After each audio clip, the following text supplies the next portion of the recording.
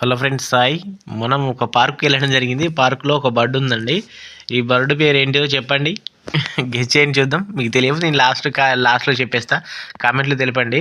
అయితే ఇది ప్రపంచంలో పెద్ద పక్షి అండి. ఇది చూడండి ఏం చేస్తుందో. నేను దాని సైడ్ వెళ్తున్నా, అది ముందుకు వెళ్తుంది. అలానే చూడండి, ఇక చూడండి ఎంత దూరం వెళ్తాను. దూరం అక్కడ ఆగా నేను, అది కూడా ఆగుతుంది.